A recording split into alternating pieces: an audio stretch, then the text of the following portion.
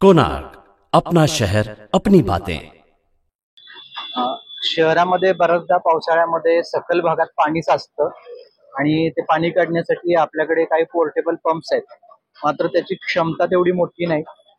त्यामुळे हे एक गाडीवर ठेवलेले जे एक मोठ्या क्षमतेचे पंप्स आहेत आणि एकाच वेळी दोन मोठे पंप आणि दोन पोर्टेबल छोटे पंप हे काही मिनिटातच साचलेलं पाणी त्या ठिकाणून काढू शकतात. तर आज याचं प्रात्यक्षिक या ठिकाणी एका कंपनीद्वारे आयोजित केलेलं होतं. महानगरपालिकेचा मनोदय आहे की येत्या पावसाळ्यामध्ये महानगरपालिकेच्या काही सखल भागामध्ये जिथं असं घटना घडू शकते त्या ठिकाणी अशा प्रकारची यंत्रणा आपण घ्यावी किंवा कसे याबाबत विचारविनिमय सुरू आहे.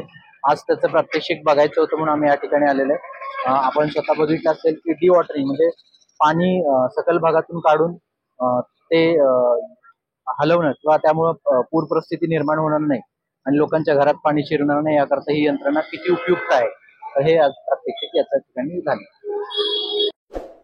कोणार्क, अपना शहर अपनी बातें।